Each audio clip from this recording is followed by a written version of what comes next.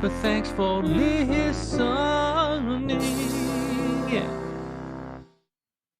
Greetings. Welcome, everybody. We Say Things, episode 157, sponsored by Manscaped. And I didn't tell you ahead of time, Cinder, but you're going to read it this time because you're going to be much more animated than me. All right. I'll read the blurb this time.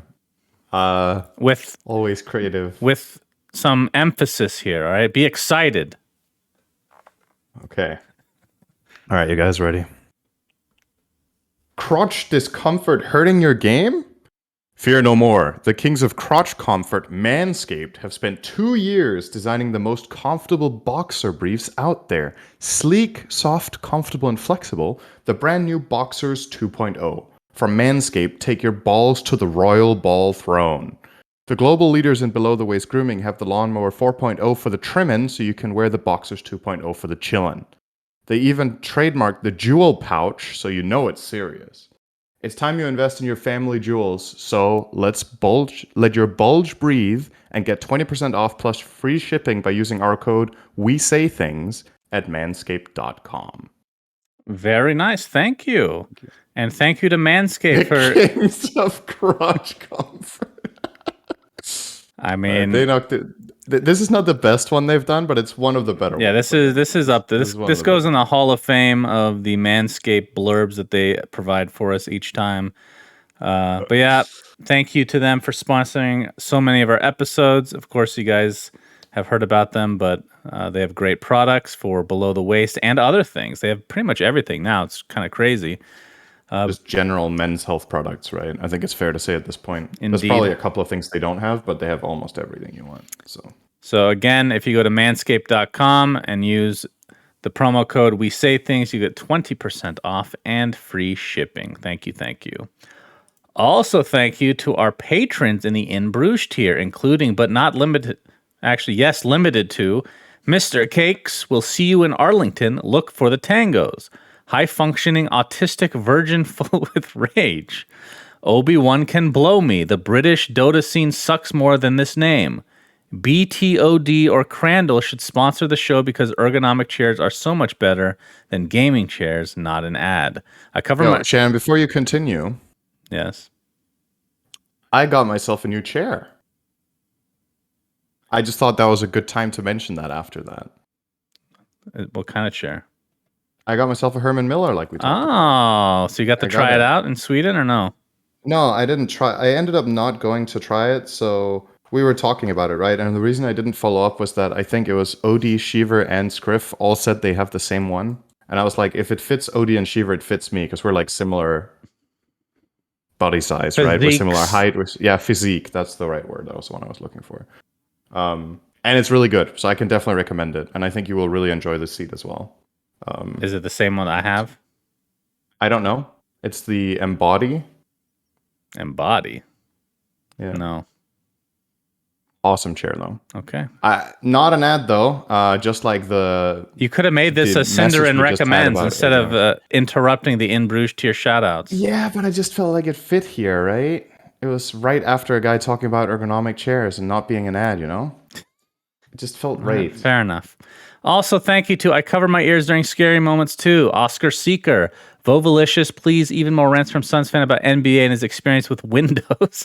Also, when will you tell the origin story? And then I have no idea what the origin story is for. Roundy 3. GFFA thinks that the silver bullet for the matchmaker issues that Jeff Hill described is, wait for it, way more active players. Disco Farm D. Simple Stooge and Pluto's buttholes are so big I live in one. Store my items in the other and still have room to have the family. Interesting. Hakuna Matata. Commander Donut. Chikar's not an asshole anymore for now. Milan Miami and the Mega Pope. Oh, you should do one more. Okay. Also, thank you to Loy loquaciously licks lemons, laughing like losing ludicrously little lucidity limits. TI in New Zealand. All right, that went better than I expected. Zan Xavier, Nate Thicko 01 Hamscroats, Bacon, Shark TM, Freshly Seasoned Goat Balls, Janie, Dop, Nothing to See Here, _man. Guitar Strings recommends Important Flux from Han. Yes, we ouvre more. Can we get Seb on the podcast? Ben Broomhead just wants a faceless Arcana. Is that so much to ask? Also, maybe some map changes wouldn't hurt. Pitch Black, Wooden Aftertaste, Anonymous, and Peter, the birthday paradox is that the probability of a shared birthday exceeds 50% in a group of only 23 people. Niebling. Is that a paradox? I don't know. I've heard this though, and I don't know why that is a I know thing. this is a thing, yeah. Do you know why? Because I don't. Well, I mean, it's math. It's not like magic, but It feels like magic. If you consider that let's say there's 365 options, right, for any day you can be born. Yeah. Then if you take 23 people, they're not going to, on average, be on 23. They're not always going to be on 23 different days, right? Yeah. I think also part of this, it's not strictly the math. It's also about like habits, about when people generally have children. There's like, it gravitates toward one part. I don't think mathematically strictly that it's Okay. like this. But even taking that into account, it would still be surprisingly often. But I don't know. Maybe the math is even not even taking into account the seasonal differences. I don't know. But I know this is a thing. This is not what I consider a paradox. I don't know about you. I always consider a paradox something that, how do you explain that? How do you explain what a paradox is? I don't know. It's like, yeah, I don't know how to explain it, but I think you know what I mean when I say this is, I think it is called the birthday paradox. Paradox you can't explain, right? Yeah, and you can explain this. Yeah. Okay. Or paradox is something that doesn't make sense, which is like, fuck, man, how do you even explain this? It's hard. Damn. It is hard. That's what she said. Okay. So, NBA news. We're still waiting on the whole Kevin Durant thing. He's not been traded anywhere.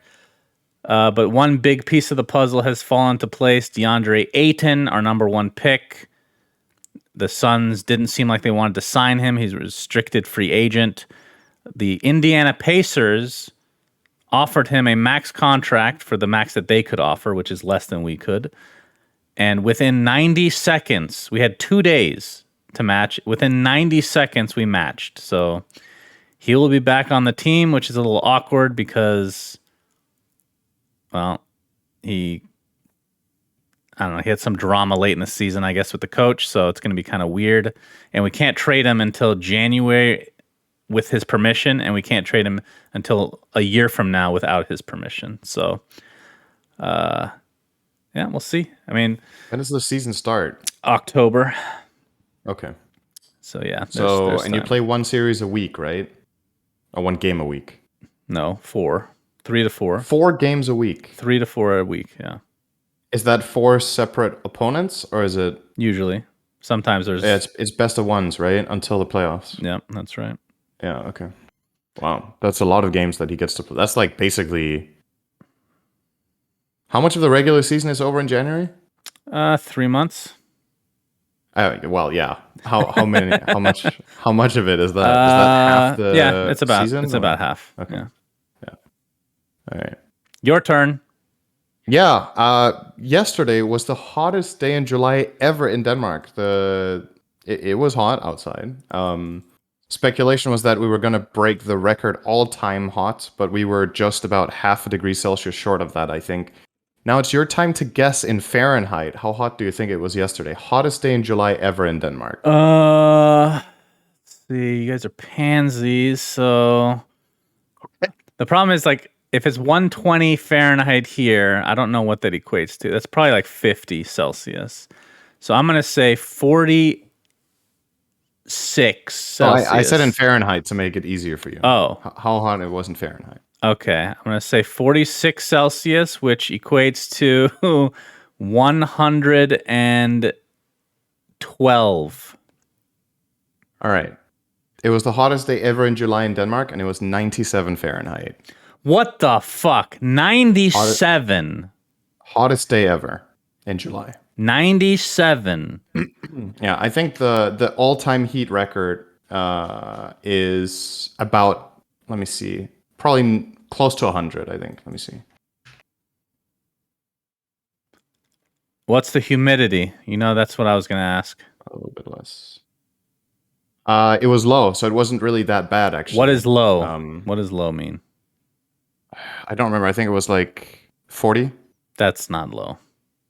Well, it's okay.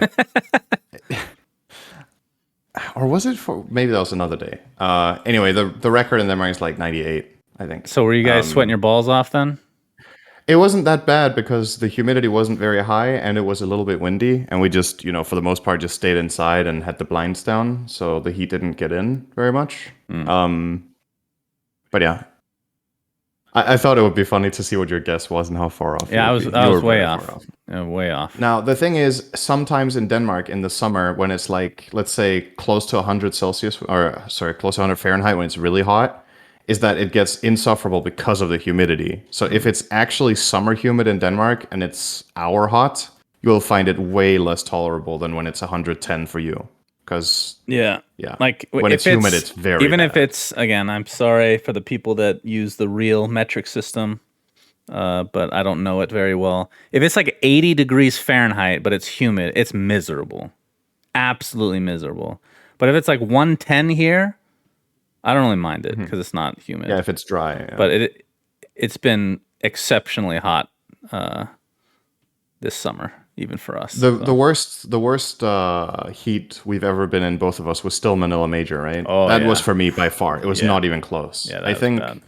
I think the Manila Major was like 40 Celsius, so like 105 to 110 Fahrenheit, and it was so fucking humid. It was terrible. Yeah, that was the Like worst. we would be outside. If I stood outside for 2 minutes or just a minute, I started feeling really uncomfortable. So I was literally just outside to pass from building A to B with air conditioning. Because there was like, people were standing outside having a cigarette. I was like, how is that possible? When I stood outside, talked to someone for a minute, I started getting a headache. Within 30 seconds, your balls start to sweat. That's what I call it, the ball sweat weather.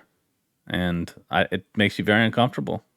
So I remember when you went from inside the hotel to just the moment you got outside the doors, you could feel your hands just being like, literally, you could just feel the moisture on your hands instantly when you got outside the door. It's very, yeah, it was horrible. very uncomfortable. Very bad. But the event was cool. So Yes. Wish Alliance did better. All right. Next up. Wait, you were coaching for that one? That was the event I was coaching. Oh, I see. You cost him 10K a day for that, by the way.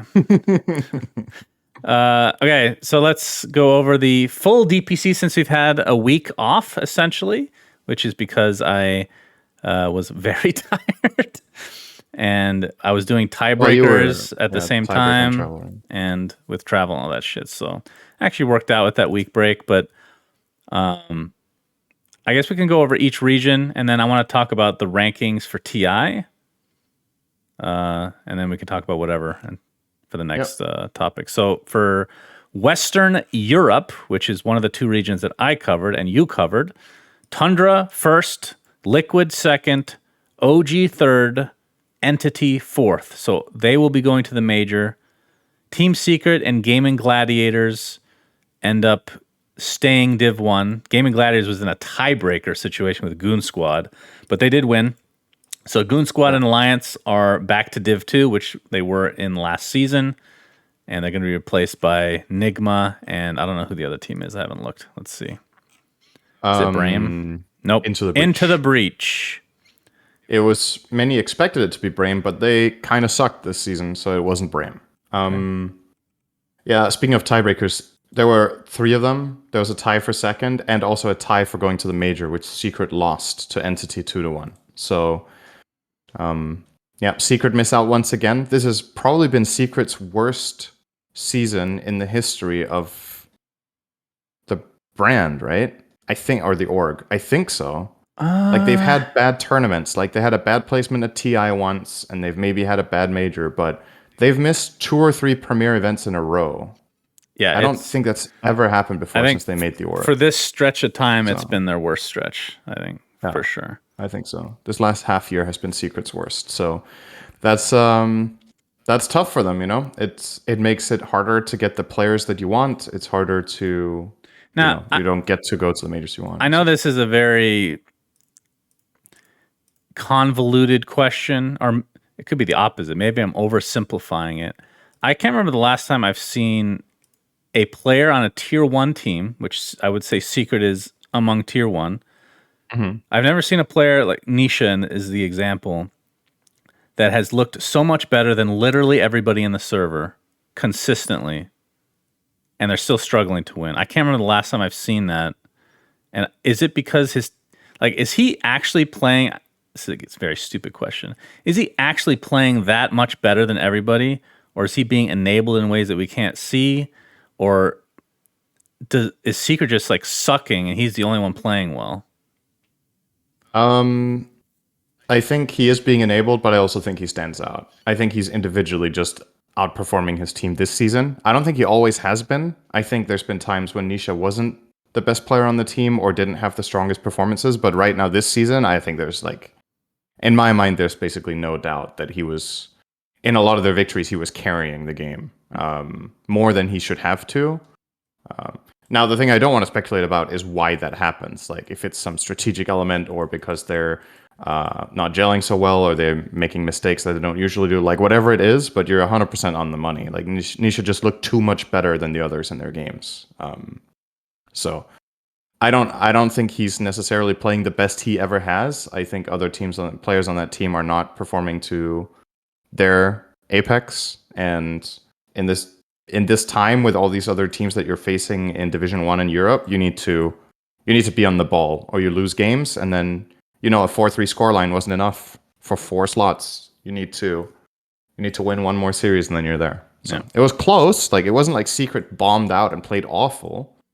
But their play with the felt potential of their team, you would expect them to get to majors. Their play felt very inconsistent. But yeah, it wasn't like a complete trash showing for sure. Yeah. But mainly because of Nisha, I feel like.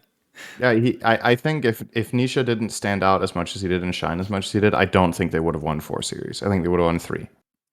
Probably. Just 3. They could be Div 2. I don't think it would have been that bad. I think if Nisha played let's say 90 or 80% of what he did this tournament, I don't think they would have lost 2 or 3 additional series off that, but they would have probably lost 1. Because some of the games were pretty close that they ended up winning. So for North America, we again had a 3-way tie for the top and the bottom, as fucking expected. Quincy Crew goes into the final series undefeated in both series and games, and they lose in stomps to EG. So as usual, EG forces that 3-way tie between EG, Quincy Crew, and Nouns. And kind of as expected, EG wins. Quincy Crew gets second, so they'll both go into the major. Nouns, sadly, do not. So they'll stay Div 1, but they don't go to the major. TSM ends up 4th, which was the big surprise, but a lot of people feel like they were just kind of taking it easy to some degree. I don't know how true that actually is, but... I don't really buy that in general. I just don't. I feel like these players want to go to the major. Like, this is what you live for, as a pro Dota player. I don't think you're going to take it easy in a major qualifier. Yeah. If you take it easy, it might be in like some third-party tournament with a relatively small prize pool or whatever, or, maybe it's during the off-season and one of your players is on a holiday or you're taking a semi-break as a team, whatever it is. But come on, like, these teams are not... I feel like that's kind of... I don't want to say necessarily disrespectful, but I just think it's a little bit unfair also to the teams that beat them, right? So it's kind of like you're just giving them a pass. You're like, yeah, they're all requalified to TI, so they aren't really trying. Maybe that just diminishes the accomplishments of a team like Nouns getting 6-1, right? Which I think is really impressive. Yeah, I mean, that's one good storyline is that Nouns has kind of...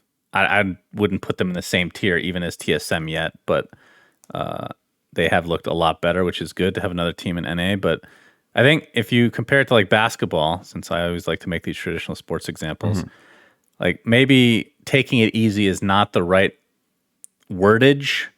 But in basketball, if you're up 20 points, it's not like you're actively saying, okay, let's not try as hard. But subconsciously, you're not trying as hard because you're up 20 points because you're doing so well. And that can definitely happen in Dota as well. Now, for this to happen throughout an entire season, that's where I don't fully buy it. I agree with you. Like a game or two.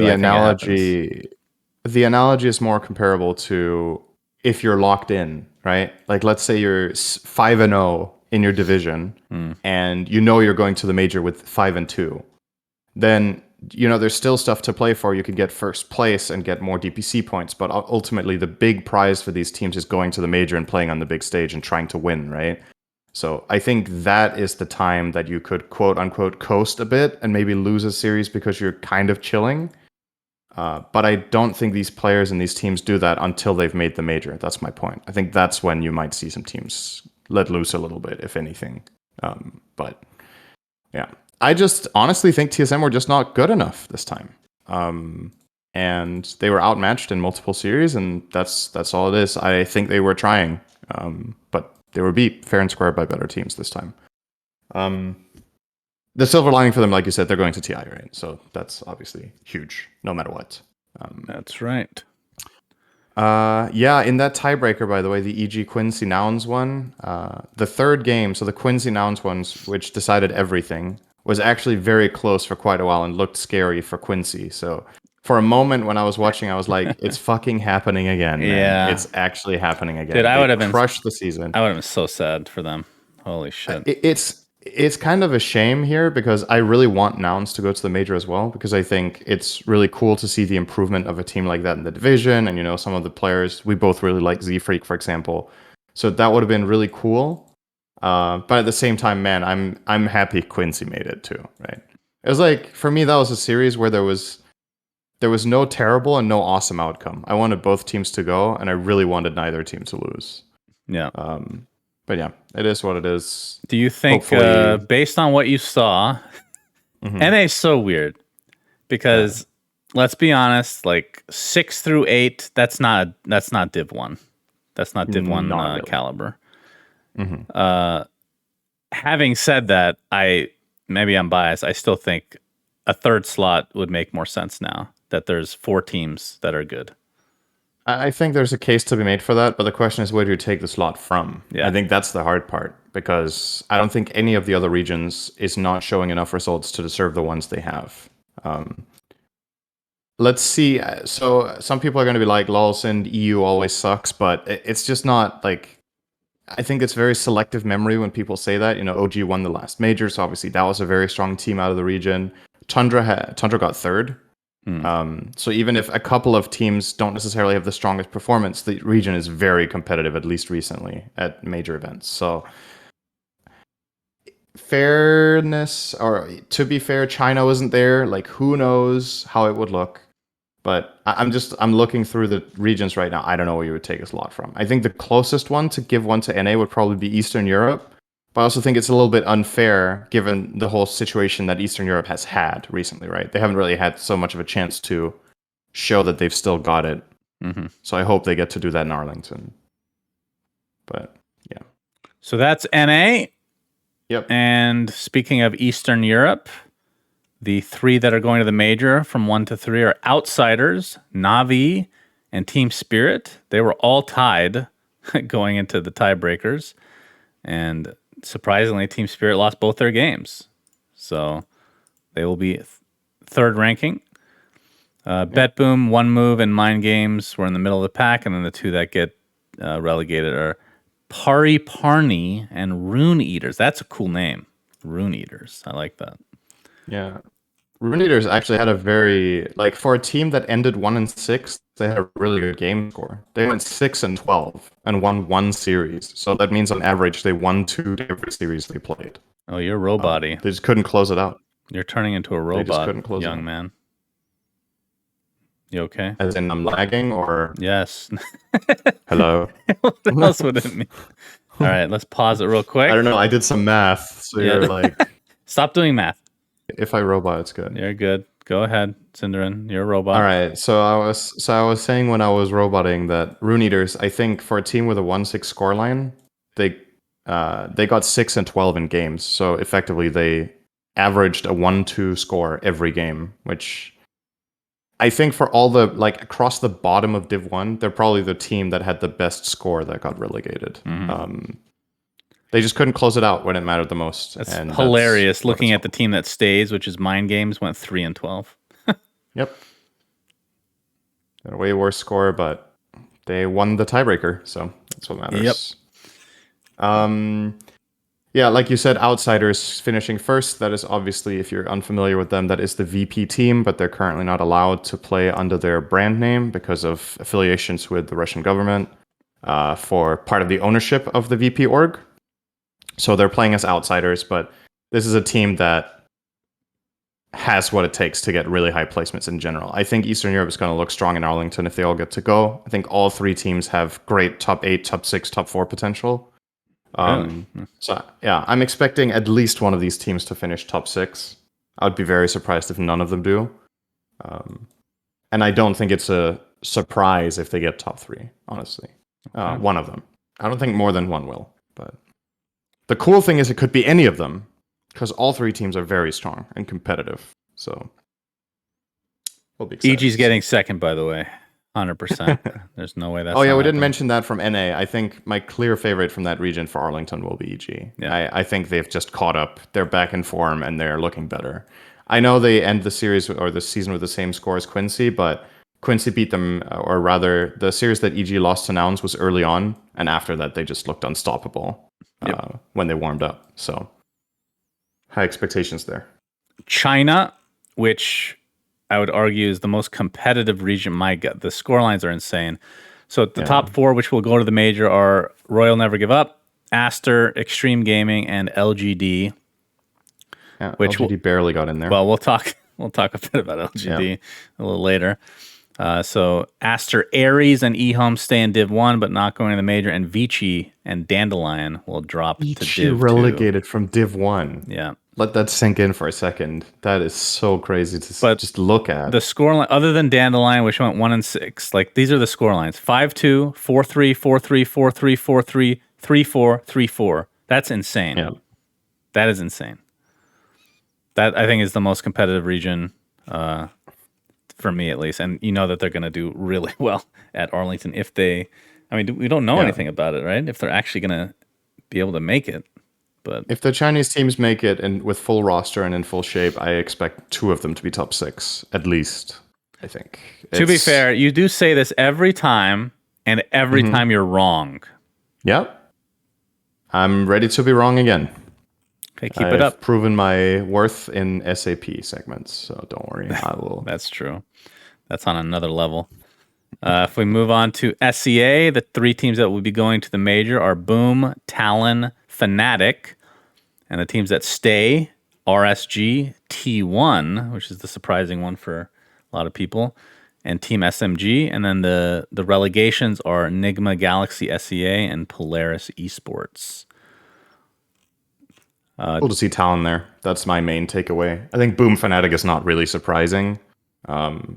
Most people preseason would probably pick T1 to be the last slot over Talon. But RSG and T1 were still showing, some good form. So were SMG in some situations. But I think Talon ending 6-1 here is the really cool story for me. They came from Div 2.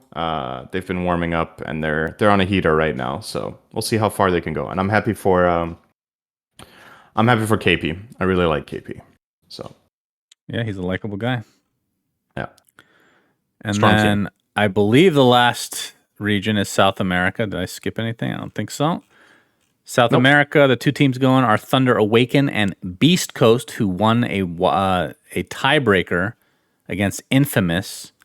It was a best of 3, so it wasn't like a best of 1. Whenever it really matters, Beast Coast will always win a series in this region. When like it matters it, the most, they win. So the teams that stay Div 1 are Infamous, Tempest, SG, Wolf, and teams getting relegated are Infinity and Hokori. But looking forward to seeing, South America was the coolest region probably at the last major. Like the one that I think most people were rooting for, the underdog story. And they both looked really good, especially Thunder Awaken. We'll see if they can repeat. It's kind of weird to say that Thunder Awaken looked more impressive, but they still got the same placement. Unfortunately for them, right? Like both teams got top 6, but nobody got top 4. Yeah. So there's improvements to be made. I am personally always hoping for a deep run for South America. I think is really good for the game. So I think this time the competition is going to be even tougher than last if China gets there. China generally has SA's number pretty hard in these international lands, so we'll see. I hope to be proven wrong there, but with them there, I think the chance of a repeat of 2 top 6s is a lot lower, but Yeah. would make it even more impressive if they pull it off. Same for EU though, right? Yeah, I agree. I also think if China is there, the average placement for the other regions will go down. China will not take the bottom spots. It's just not happening. But it's a matter of how many they get in the top 6. We'll see. All right, let's discuss the DPC point rankings. I'm going to put a graphic up on the screen. Oh, a graphic. There you go. So the teams that are 100% going to TI, that is, are Thunder Awaken, PSG, LGD, TSM, and OG. Yeah. And you can see the teams that are, I guess we have to explain this for the people that are on audio. There's a bunch of teams that are in red, which means they literally cannot get directly invited to TI anymore because they didn't make it to the major.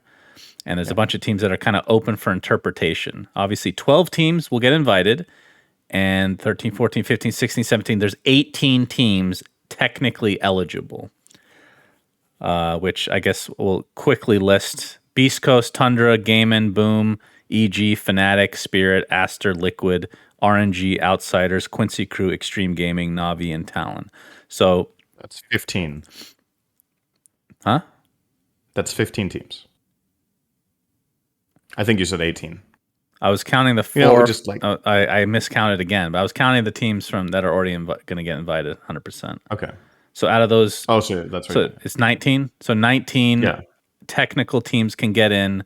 Only 12 be invited. 4 are already locked in. I believe the points at the top, 1296. Is that the average points? What is that? That is the threshold you need to cross to be guaranteed in. And the reason it is 1296 is that it's one more than what Beast Coast has. Because if Beast Coast get points at all, I think they're a lock. I think that's how it looks. It's something like that. Then there's not enough teams that can overtake them. So that's why it's one more than what they have. Realistically speaking, I think teams like Beast Coast, Tundra are, I don't know how high percentage. We're talking over 90% mathematically in. We need like some really specific series of events to happen. Game-in are pretty safe, but not guaranteed. And I think same for Boom. After that, I think the percentages drop off pretty significantly. This is something you talk to Knoxville about, though. He runs all the fucking simulations on this, and I don't understand how it works, but I understand obviously the potential here, right? I think what's interesting, let's do this. Pick a red team that you think will make TI. A red team? Yeah. So not the fully red ones, but the ones that are not top 12 right now. T1. They can't make it. Well, I mean, red teams for the major.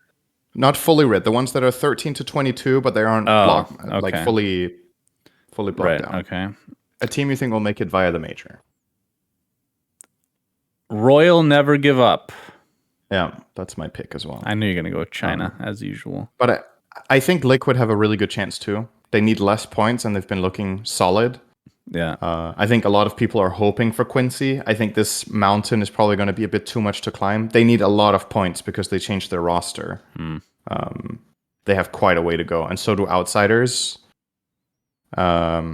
I think for Talon and Navi, it's going to be qualifiers. They need too many points. I think Navi needs to basically win the major or something to get enough points here. That's what we're looking at, and same for Talon. What about maybe second place is enough? What about the teams that are not able to do anything at the major?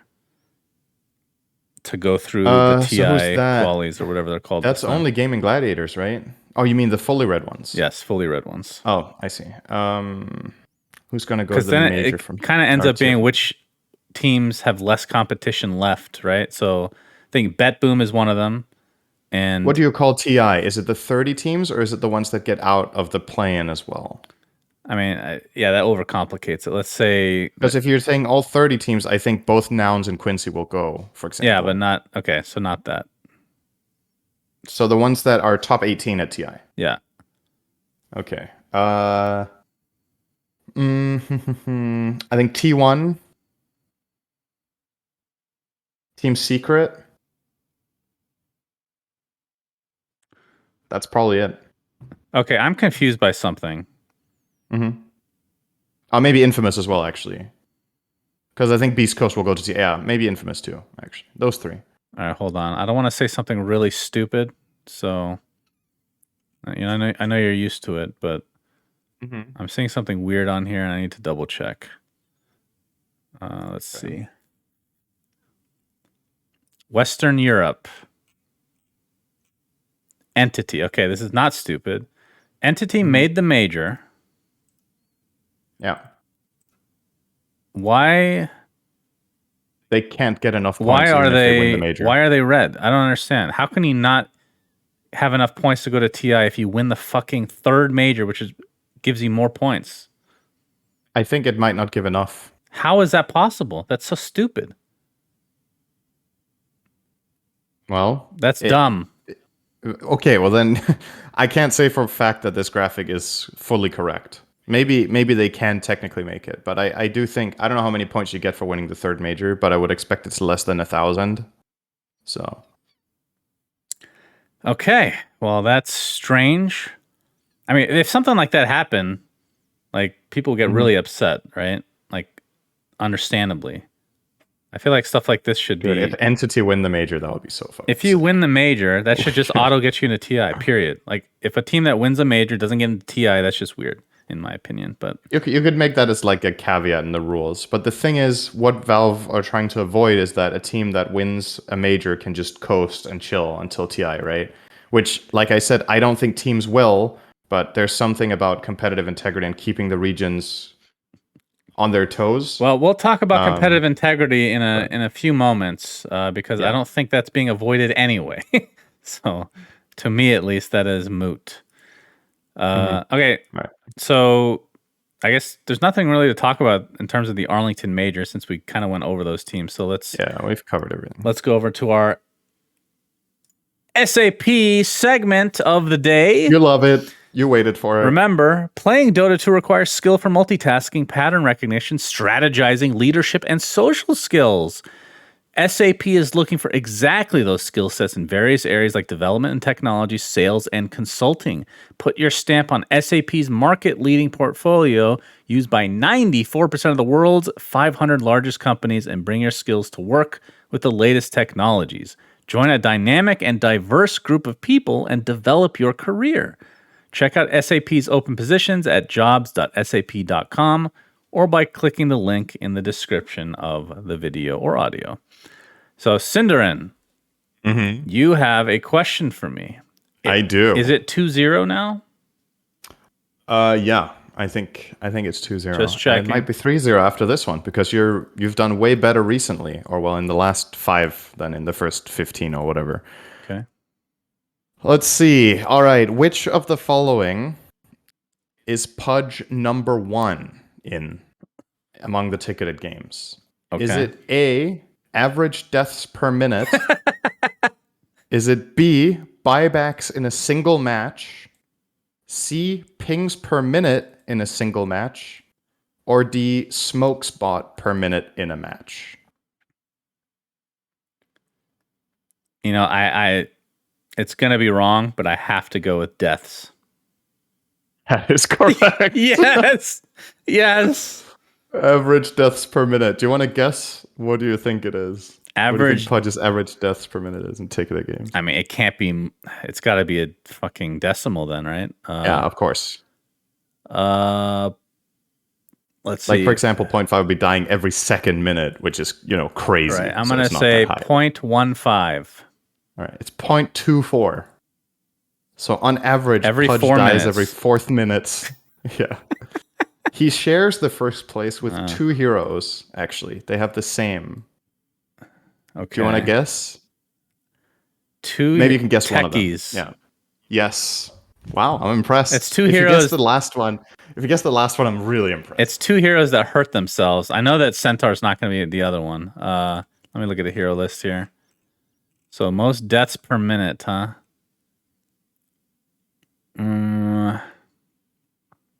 I'll give you a hint. The last one is not an old hero. It's not an old hero. Hoodwink. That's definitely not right. No. Okay, what is It's it? Marcy. Really? That's Which makes a lot of sense because a lot of the time she will jump in, throw someone back, and then she'll die. Oh, I see. Remember we talked about that, right? I didn't realize she was that high in average deaths, but I feel like Marcy does die a lot. So it kind of checks out. All right, 3-0, Cinderin. 3-0. Man, you actually went for the deaths one because it cracked you up. I need to make it more clever. Yeah, I thought you were trying to bait me. I thought it was a switcheroo. This time it wasn't bait. Okay, so last week we asked who has the highest win percentage this patch after buying an Ags. This time, of course, who has the highest win percentage this patch after buying a Shard? Is it Elder Titan, Tidehunter, Viper, Oracle? So purchasing a Shard, highest win percentage. What's the Oracle Shard? Who buys that shit? What were my options? Tide, Viper, Oracle, and ET? Elder Titan, Tidehunter, Viper, Oracle. So I feel like Tide usually buys it when he's winning to Siege. Viper kind of does too, but he buys it more often. I need to quickly look at the shards. I actually don't know these by heart because these heroes don't get played very much or buy them. So Echo Stomp autocast with the teleport or Oracle's. Do you know Oracle's shard? No. Is it the Invis? They've changed it so many times. Fade Invis on False Promise. Dude, if it's that one, that's just ridiculous. All right, I'm going to go with my gut as usual, which always gets me far. I'm going to say Tide. The correct answer is Tidehunter. I don't know whether to celebrate or be sad. I feel like the streak has been so good. You have finally. It has been over a year. It has to be.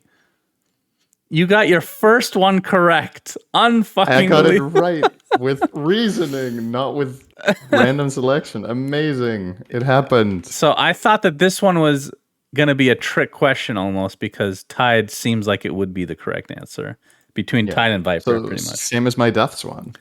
That's right. But actually, Tide, 74% win rate. Elder Titan, 72. Viper, 69. Nice. And Oracle, slightly less, 69. So, it would be funny if Oracle buying the shard was sub 50. I could have done that, I guess. You would never have known, I guess. Actually, you could do that for one of your next questions. You're always about the top. Like, let's look at the worst win rates. Oh yeah, shards we can do that. Decks. Easy. I want to see that. All right. So the question from last week was the building damage one. So I'm going to bring up a graphic real quick. So as you guys can see, the correct answer was 40,709 building damage in one game, the most ever. And it was by a Tiny, actually. It was 23 Savages Tiny at TI 11. It's very recent. Against TSM. And it did not have an IO in it. By TSM, I mean Undying, of course. He played Tiny and did more than 90% of the team's building damage. The Creeps, just to give you an example, did 4,400 damage. And there was backdoor protection damage and also melee racks and throne regenning HP back. So that did count towards it. The closest person that got this right, although they guessed the wrong hero, was Woosm, Weusm, who, well, first he asked to explain my mod in a more, I'll just read it. Hey, could you explain in a bit more detail how your new game compares to Atomic War? It sounds very similar in both concept and execution. Thanks. And he guessed SAP Esports DP 41,000 damage, which, as you guys can see, close. I mean, It is right. That this rounds up to 41,000 damage. So good job. Good job, buddy. Also, Cinderin said 17,000 damage. I said 25, so I got it right. And I chose the right hero. The moment I looked at the health of the towers, I was like, I'm going to be so fucking wrong. Yeah, we were both horribly wrong on the damage. Yeah, for that sure. was terrible. So the next question comes from Mr. Joel Isaiah, who asks, which 10th picked hero has the lowest win rate? So this time the hero matters, and if no one is correct, it'll be checked with of the written heroes who has the lowest win rate among them. So Marcy is not included because she has a small sample size. So anybody but Marcy and obviously Primal Beast isn't in the game. So just to clarify, if people aren't too familiar with Captain's Mode, 10th picked is the last pick of the entire draft because there's 10 heroes. Right. So if you want to guess, be sure to type in hashtag SAP Esports with the hero name. Pretty simple. What hero? Oh my god. So this lowest, is so difficult. 10th pick, lowest win rate. And I need to look at a hero list real quick. Oh my god, this is impossible. Yeah, this is pretty impossible. All right. It's going to be a strength hero because I don't feel like looking at the other attributes right now. So I'm just going to do a 1 out of 3 to start things up. Just got to filter somehow, So typically you're last picking something as the trump card, right? Yes. It has to be a real shit pick. Like, why would you do this last pick? I'm actually going to go with something. It's not a strength hero. I'm going to go with something that might seem like a really shit answer. And I'm going with Meepo. I was thinking in that direction as well, but I just don't. I have more faith in the teams than that. I think when they last pick Meepo or Brood, it's because it's going to win more than half the time. Right. And I'm The thinking... last pick with the worst win rate has to be sub 50, right? It just has to be. I agree. Clearly sub 50. But this is not just like tier 1 pro Dota, right? This is ticketed games. That's true. It's all ticketed games. That's very true. I don't have faith in regular humans at semi-pro level. Right. That's a good point. I'm looking at it from the top tier perspective, not from all. All right. I had a gut feel. I'm going to stick with it. I'm going to say Pudge. There's going to be a lot of moments where it's like, trust me, bro. Yeah, that's probably better. It's going to be a trust me, bro game. Last pick Pudge, and it's going to suck ass because they're not good at the hero. So I go with Pudge. Okay, perfect. So thanks again to SAP Esports. Type in your answers in the chat. Okay. So from here, I'll quickly answer the guy's question, I guess. Mm-hmm. Sure. The good promo for your mom. Yep. Thank you very much. What was the question? How it compares to? It's similar to Atomic War because you don't have an economy. The gold resets every round, and like the order in the spells that you have, it goes from left to right. So they'll try to cast from left to right, but there's no you don't buy bodies really.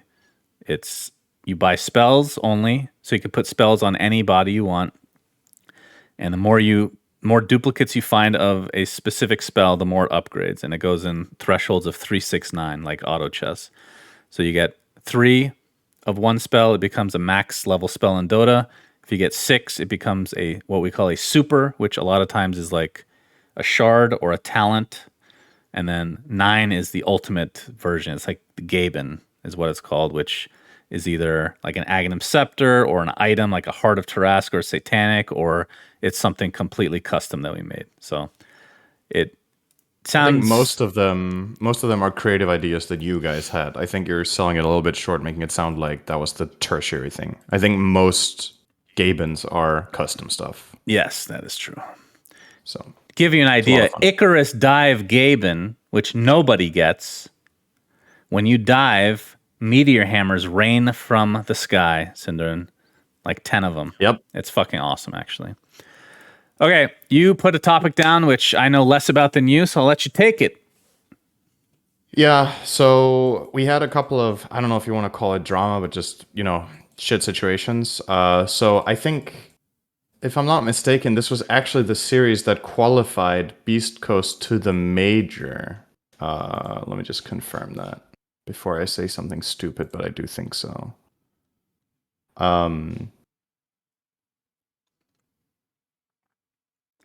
Okay, maybe I'm wrong. Anyway, right.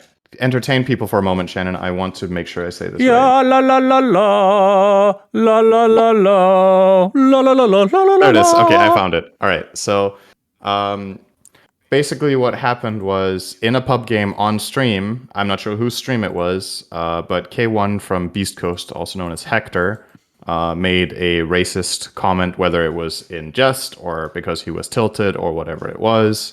He made one towards Febby, who as I've read from a Febby tweet later, he came clear with Febby in private. He apologized to him and, felt bad about the whole thing. So that's, very admirable. I think solving that privately is completely fine. So I just want to commend that, he reached out and did something about it. Either way, the short version is he said something you don't say, and he got banned for a series, which was the series against Thunder Awaken, actually, that was going to decide who got first place in the division. So K1 Hector was benched or had to be substituted for in that one series, and they got absolutely fucking shit stomped by Thunder Awaken in that series. Holy crap. 30 minutes and 15 minutes for the game 15. times. 15 Holy shit. before they called GG in the second game. So absolutely just run over. Must be funny being the stand-in in that series, but then he was back after the penalty. He was back against Infamous, like we talked about, and they won that 2-0. So, yeah, that was just a bit of news to cover. Would love if pro players stopped, or any player, of course, in pubs, stopped making racist remarks, stopped being toxic in general, or just, feel like we can do better. And to me, the bright side of this story, or the upside, is compared to a lot of other drama we've had of this kind, with people, just ultimately being punished by their orgs or making a public statement or whatever, I feel like going out of your way to message the person that you did wrong and apologize to them directly, Yeah. I think is admirable. I think that is what you do. And I want to commend him for that. Even though he was an idiot, at the very least, he handled it the correct way afterwards, which is you apologize to the guy. I mean, we've had a lot of instances where, like you said, they don't go privately. They just make a public PR statement, and it's obviously very fake. Like they were made to do it. It's not genuine at all. Obviously, people can change. They can grow. So, so that is good news here. And I wish if people cross the line in their games that they apologize to the person that they did it to rather than to Twitter, because it's more personal and it seems more honest and it seems more real that you talk to the guy that you were being an ass to. Febby apparently wasn't particularly insulted to begin with. He's like, it's Dota, it's toxic, but I feel like that's just, like, Febby is a nice guy. He's very cuddly, he's very friendly, and he would put up with something like that, no problem. I just don't think that should be the takeaway here, that it's okay because it's Dota. Right. I feel like that's just a cop-out for people that are toxic assholes, and I don't want that. So, but it was nice they sorted it out, so that's good. Let's continue the drama train with the next one, which got some attention, but not that much. So essentially in China, during the qualifier, or during the playoffs, or whatever you want to call it, during the tiebreaker, there was the word I was looking for. So we had how many way tie was it? We had a 4-way tie for second, which was played between Aster, Extreme Gaming, LGD, and Aster Ares. And what happened during this tiebreaker was that at one point after LGD beat Ares, they were guaranteed, because of the results of other series, they were guaranteed going to the major, and they forfeited a game against Extreme Gaming, and the reason they gave was that they wanted more time to prepare for their upcoming LAN in Riyadh. I believe it is, right? LGD are there, right? Yes. LOL, by the way. So there's some controversy here where some people are like, it's LGD, stacking China, because if this and that, there's better chances that we get more Chinese teams at TI or whatever. Like, whether they forfeit this or not, there's the same amount of Chinese teams that go to the major. So this doesn't change anything. If they would have played the series and won, it would have been either the same team that went or another one. The thing that is up for discussion here, primarily for me, is whether this should be allowed for competitive integrity's sake in general, right? Because let's say you're Extreme Gaming, who LGD just forfeited against. You're happy, right? You're like, cool, yeah, we would love to go to the major. But if you're one of the teams that doesn't make it, it's a little bit like... Yeah. This would have had an impact, right? Or was it Extreme Gaming going no matter what? Hang on, let me look. So Astor going no matter what because they won 2 series. Wait, did this series even matter? Am I reading this right? I couldn't tell you. So 4-way tie, right? So it was a 4-way tie. Astor won 2 series before this, so they were in 100%. Extreme Gaming and LGD won 1 each, and Ares lost 2. Okay, the series actually didn't matter. So what was the drama about? If this is in chronological order, which I think it is. Oh, it's for points, right? Yeah. Okay, so if LGD, okay, now I get the controversy again. So LGD are already guaranteed TI. They have enough points from previous Yeah, so they're accomplishments. essentially gifting points to the team they forfeited Yes. to. So that's the thing. Okay, now I'm on board with it again because I was like, the same teams would go regardless. But effectively, by getting fourth, LGD is quote unquote boosting the region in points because Extreme Gaming get third and therefore get more points and a higher chance of going to TI directly. Still very low chance. They need to get a very high result at the major to get there. I think they need to get top 3, if not even second, to have enough points. Yeah, so the discussion here, and I'm curious about your perspective. Should this be allowed at all? Whatever the reason is. Should you be So allowed to forfeit a game yeah, in it's. DPC? I think I can see both sides actually. First of all, I hate that this happened. I think that's stupid, and you should try to find ways in the rules to. So here's the thing that makes it tricky because you can say, yeah, force them to play. So betting is very big, especially in China, and there's been tons of rumors about teams doing stuff that they shouldn't be doing, especially in that region. So in a way, it's actually better that they didn't play because then there's no drama I on can buy top of that. that. Yeah. So that Because this is the part, kind of game that there could be a lot of controversy because one team has way more to gain than the did you other. say controversy? Controversy. Controversy? Controversy? Controversy. Wow. I don't think I've Is ever that heard English? I've never heard even a British person say that before. Maybe I'm wrong. Controversy. Okay, anyway, you really took really You can say it both ways, apparently. wow. That is wow. Okay, I guess it's British. there's My bad. one version is brain damage, the other version is normal. Anyway, so The other one is brain damage. so from that side, I like, but that's a shitty reason not to do it, right? Like that's the whole That's betting kind of thing. acknowledging that the problem is there and you're Yeah. avoiding it. So overall, I don't like it. I think it's not very good for the integrity of the game. Neither is throwing games for money, Yeah, obviously. which That's worse. That's even worse, obviously. So it could. The point is, it could have been worse, but they're both bad. So Yeah. I'm not a fan. Not a fan at all. All right, let me try to let's take okay, two things. First of all, do you buy their reason? No, of course not. Obviously, Not at all. No. Okay. Secondly, if LGD weren't mathematically into TI, do you think they would have forfeited this game? No. Okay. Well, yeah. Okay. Those two things are very aligned. I realize that. I guess that that it's one fucking best of one. Yeah. Are you like rushing out of the door to get to the airport, or what's going on? Like They got to fill out those visas last minute, I guess. you're probably still getting on your plane if you play best of one the other day. So yeah, I don't know. I'm a bit. I have to say I'm a little bit disappointed because I'm a really big LGD fan. I think they're one of the, or well, I wouldn't say I'm like a big fan of any team in Dota. So let me retract that statement. But I really think they're one of the best teams, and they set an example. Also for the region, they have incredible results. They have amazing players, and I think this was not, unless there's something I'm missing, and there was a better reason for this than what was just stated. I just feel like it's a bad look. Like just play the game.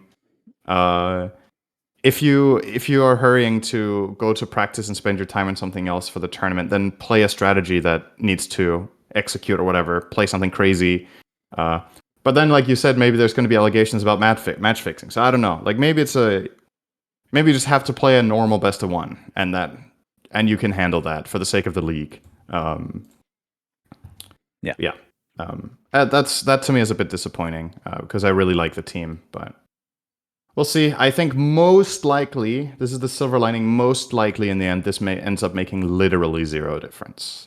Yeah. But if it does exactly make a difference, I think it's going to be dug up again and there's going to be drama.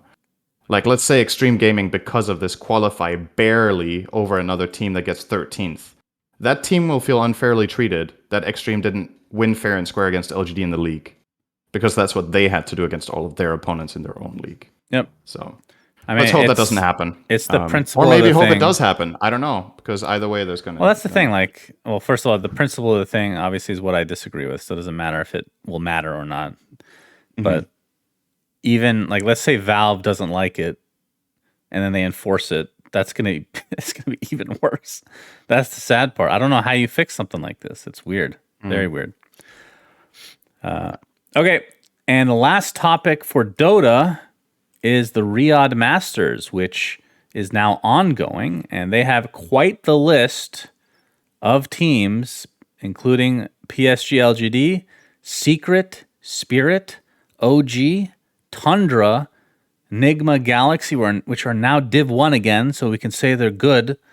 TSM, Team Liquid, Royal Never Give Up, and the very famous The Boosters, the legends themselves. D-boosters. D-boosters. The boosters. This is Speaking of pronunciation, Chan, I think my controversy was better than No. Oh, God, don't make me vomit again. So, D-Booster. D-Boosters is a Saudi Arabian team, apparently. I don't know any of these players. Oh, I've heard of Mastermind. But that's about it. So, yeah, right. Quite the star-studded affair, if you want to call it that. And there's been some controversy, as usual, because it is a Saudi Arabian tournament. The whole whitewashing or sports washing, whatever the hell you call it these days. And I know some people are upset that some talent have agreed to work this event. And I'm not sure why. So you can tell your perspective, and I'll just tell mine. So I was invited. I know we both were. I was invited. And first of all, I was born and I lived in Saudi Arabia for 10 years, okay? I actually wouldn't mind going back there just to see what it's like, because I haven't been back since I was 10.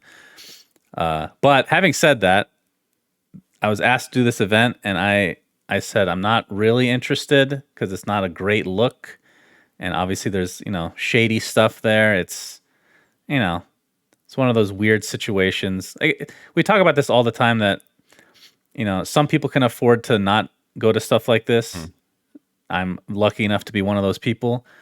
And then there's the whole idea of being a hypocrite if you do go, which I don't really understand because, there's just, to sum up my feelings, there's so many issues in the world you can't really, I feel like if you worry about every issue, you're just going to go insane. That's how I look at it, at least. And for this one, I'm not saying that, the whole Saudi thing is obviously a lot of fucked up shit. So my breaking point, and I'll be totally honest, because it's not like I'm no, I refuse to work this event. I asked for 5 times my day rate, which is astronomical. There's no way they're gonna fucking do it. But if they do, then I'm I'd be a fucking moron not to go, right? And they obviously said no instantly. So I don't understand the whole getting mad at people for working events just because. It's not like they're supporting it, the other stuff that goes behind the scenes, right? Yeah, I think it's always going to be a complex issue. I think my short version of this is I was invited, I wasn't interested, for a couple of reasons, but I don't judge people that go. That's basically my TLDR. Which is kind of the same as what you said. I didn't even give a rate. I just wasn't interested in working the event. So.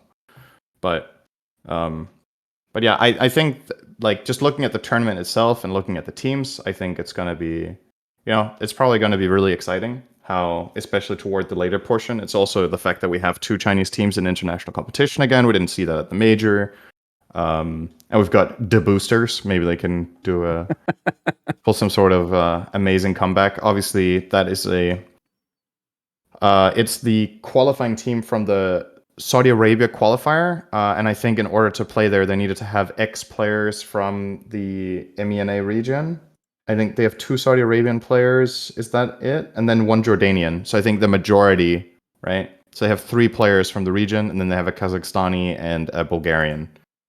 So they were able to qualify that way. I think they're not going to win a game because I think this is out of their league, but we'll see. If they can at least make it exciting, that'll be cool. Yeah, I'm just happy. I'm just happy to see third-party tournaments. And even though I know some people don't agree with the people behind it, I guess it's still good for the scene. Honestly, it's $4 million prize pool. I just realized that. That's fucking insane. And the thing I find hilarious is people getting angry at talent for agreeing to go to this event, but not at the players that are. Yes, I agree So with that there's as well. several things here, right? Some of the players going are literal fucking millionaires already. Okay, can't really compare that to like people casting. It's not even remotely close. So that's number one. Number two, the teams get paid. I don't know if you know this. This is something new since I stopped doing tournaments way back when. Certain teams literally get paid to attend the event. So this is not including prize pool that you get. You will literally make a shit, and it's not a small amount, okay? You get a shit ton of money just for going to the event. And it's not just this tournament, it's a lot of tournaments. These players are fucking rich as fucking shit. So if you're going to give shit to anybody, which I don't think you should either way, it's if you're talking about hypocritical behavior, that's being a hypocrite. Is bashing talent that are trying to make a living versus people that are literally fucking just swimming in money, right? So I think part of the argument that I saw, which is kind of hilarious in terms of like the mental gymnastics around that, was that the players need to go because they need the money. It's like it's upside down. I think on average, at least with the, for maybe a team like D Boosters, you could make that argument because they don't have that international pedigree and they haven't played these tournaments. But like all these other teams, literally every other team. Let's go through every roster. Okay, so PSG LGD, they got second at TI. The amount they make on streaming and stuff in China is astronomical. Okay, I can't even tell you how much they make per month. I'm not even going to guess. Let's just say 20,000 a month is what each player gets. That seems reasonable to me for a Chinese team that's of that caliber. Team Secret, obviously not their whole roster. Like from the years of past with like the Yapsors and the Zai, who's now on Liquid and whatnot. Puppy's a literal millionaire. Resolution got second at TI with DC. These players probably get 10K a month. Team Spirit. Chrysalis is new. Yeah, that's true. Zayas. Yeah, there's a couple players, sure. Team Spirit, again, I'm not saying every fucking player on all these teams is a millionaire, but we're gonna go through most of them. Team Spirit, one TI, millionaires. OG, they just won a major. The organization is by fucking millionaires, and they're working. Some of them, Seb is working the event. Tundra, not sure how much they make a month. Of the tier 1 teams, I would actually expect them to make the least. I would say 8K a month. These are all just random guesses, by the way. Nigma Galaxy, through sponsorship and whatnot, they probably make 15,000 a month minimum. I'd be shocked if it's less than that. They have a huge fan base. Sumail's a millionaire. Oh, guess what? The rest of them are too, because most of them won TI and got second at TI. TSM, all right, this is NA Dota guys, they probably don't make that much. This is maybe 7K a month.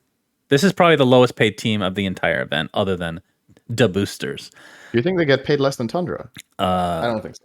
TSM is a big org. It is, but yeah, I don't know. That's just a guess. Team Liquid, they probably make 12 to 15K a month. And their stand-in is a millionaire because he won TI twice. Yes, that is correct.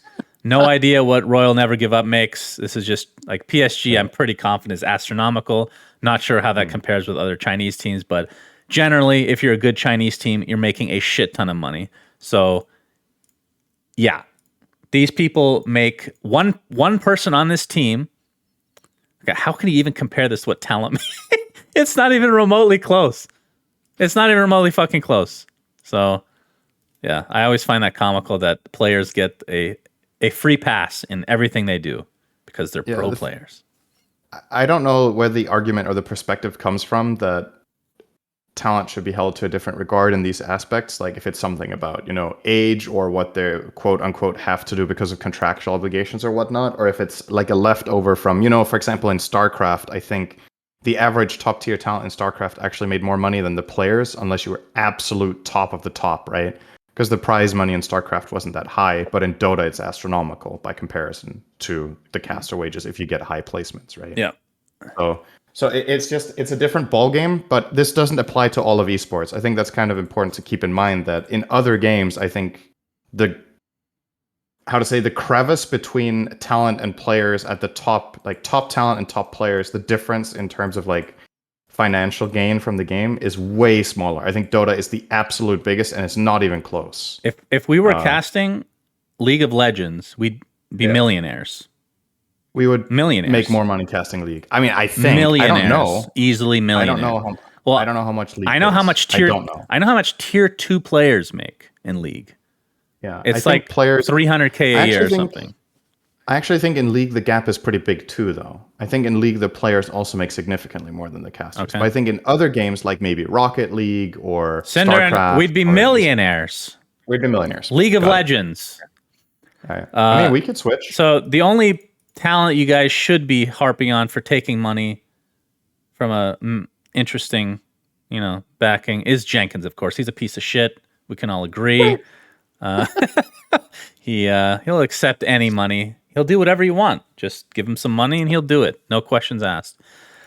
Okay, last topic of discussion, which is the coolest thing that has happened. On topic of the Riyadh Masters.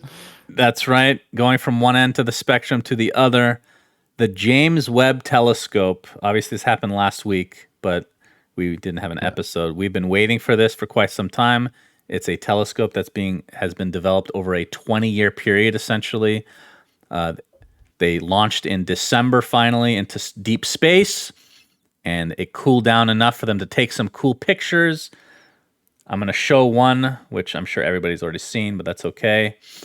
This is a picture of, this is the farthest back in time that we've ever seen before, and it's kind of a collection of, again, I am not even an amateur at this. I'm a complete novice, but this is going back to, I think it's like 300 million years before the Big Bang.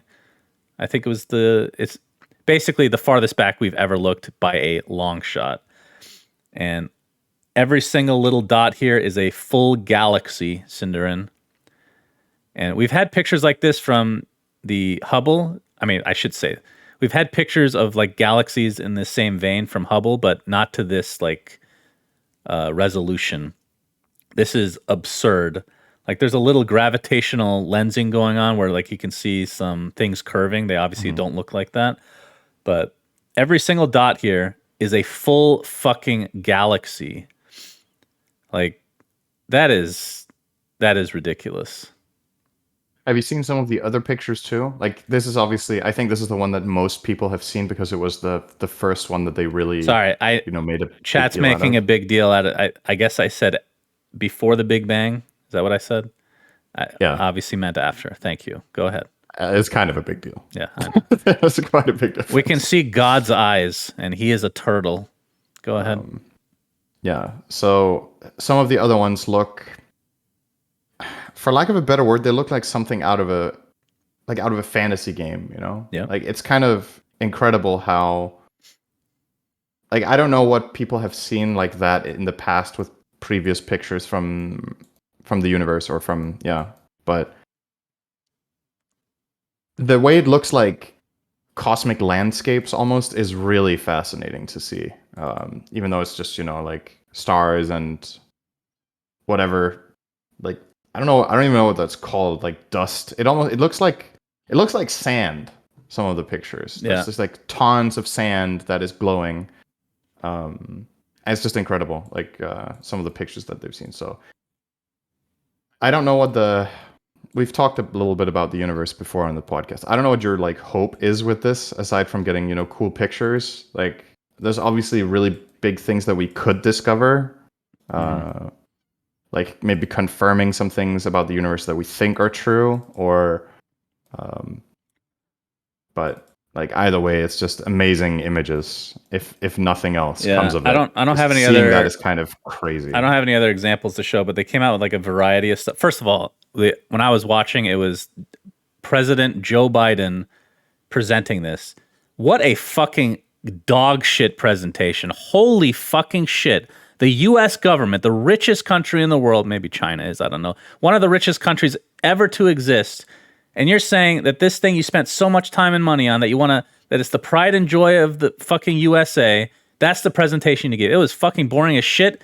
They had these ancient beings. Basically, as far back as you see in these photos, The people talking on TV came from those fucking galaxies. That's how goddamn old they were. And they didn't do a good job of explaining it for like people that have even less idea of what's going on than me. Like they didn't hype it up at all. It was so bad. So bad. Anyway, that's a little mini rant, but they came out with other photos, like you said. Some of them were like old Hubble photos that they just wanted to redo and show in like much more detail. But they have this new thing, I forget what it's called, but they can kind of like see the atmosphere. They can tell what the atmosphere of like these exoplanets are, like in much more detail. Like they're not actual pictures, but it just shows like the composition. And there was one that came out like a day or two ago that showed that there's a planet with, they can tell that the clouds are sand. That's fucking crazy. Stuff like that, right? But yeah, I don't know what I'm hoping for, honestly. It's not like, I don't think you're going to be able to, I mean, they say one of the reasons they do is to try to see if there's, I mean, I guess finding exoplanet that would be Earth-like, I guess, is important to see how common it is. But we don't even know if like Earth would be, like, just because life works here doesn't mean, how do I even fucking put this? How do we know what like living beings do in another galaxy? Like, how do they live? Like, what do they survive on? Like, it might not be anything like Earth at all. But anyway, that's, the whole thing is fascinating, you know, like the fact that we are so insignificant. I know a lot of people get really depressed by that, which I guess I can understand why. Like, we're very small and insignificant, but it's, I don't know.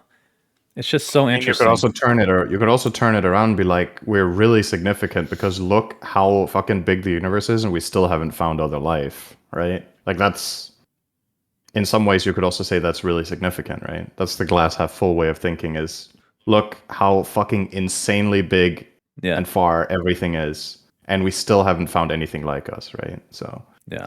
But yeah, in the grand scheme of things, you're a speck of dust. You're also a speck of dust in the grand scheme of the world itself only. You're a very small piece, but you know, you can make a big difference for Cinder, a small fraction of that. There are enough galaxies that it's pretty likely that we're having this conversation on another planet. What? Think about that, Cinder. There's basically infinite galaxies, okay? So there's going to be a planet, because there's so many, that speaks English, you know? You know the monkey typewriter thing? Writing Shakespeare, which never actually worked? Yeah. That could be happening right now on another planet. Like, I think there's no question that there's life on another planet somewhere. Whether we ever see that, like, I think we've talked about this before. I don't think that aliens have ever visited Earth, and I don't know if we'll ever find, that's the big question though, is will we ever find intelligent life ourselves? Because the universe is so fucking astronomically big that it might not even be possible to get there. Like, just outside our galaxy is hard enough, right? So yeah, that's pretty hard. It might be impossible, some would say, because we're moving at the speed of light. But yeah, it's really cool, and hoping they come out with a lot more pictures. And I don't know though. Like, what do you think the end result will be? Like in 10 years, what do you think the big result of this will be, if anything? Or is it just like cool stuff to look at for us? I'm sure there's a lot of stuff that goes beyond our understanding. I mean, to an extent, what I'm kind of hoping for is almost disproof of a theory, if that makes sense. Like, if there's something that we've believed for a very long time, and it turns out with these images or whatever they find with the telescope that there's a theory we have that is wrong, I think that would be a lot more interesting than if we confirm something that we think is right, because then we need to rethink the way we look at, you know, could be anything. It's hard for me to give you something concrete, right? Because I'm not very knowledgeable in the field, and it's really abstract to an extent. But like, imagine there's something we take for granted about the universe, and then it turns out it's wrong. Like, let's say they somehow figure out with this that the Big Bang never happened, for example. Like something like that, you know? Yeah, it was called the Big Shit instead. Just a real explosive. They look back enough in time, and there's this turtle that just took a huge dump of stars. God, that's how Zelda was born. That must have felt so fucking good. Yeah, holy shit. Dude. Oh, man. Imagine. But yeah, it's just crazy thinking, like, looking in that photo, it's not that you're looking so far away, but you're looking back in time essentially, because a lot of those galaxies aren't even there anymore. I'm sure. Like, that's just so weird. It's just fascinating. Okay. Hopefully we can talk more about James Webb, because obviously we don't know what we're talking about at all, but it is interesting nonetheless. Hope you How guys. long is the project running for? Is it 10 years, or was that just a random number you threw out? Originally, they said they thought it would last about 10 years, but it saved enough fuel from the initial, everything went perfectly, like better than they could have expected, so that it should last 20 years now. Oh, wow. And the crazy thing is, I was reading that they have an SSD on board that only holds, God, what was it?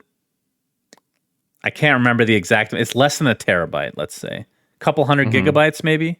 I can't remember the amount. It was like, you look at it and you're like, wow, that's like, you can get stuff that's both faster and smaller in consumer PCs, but obviously that has to go through like some rigorous process to make sure that it can withstand radiation and all that stuff. So it's crazy.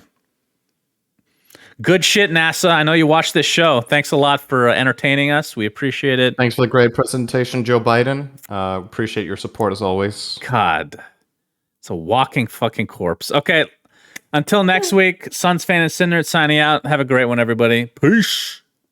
We say things that don't mean anything. Subscribe. But thanks for listening.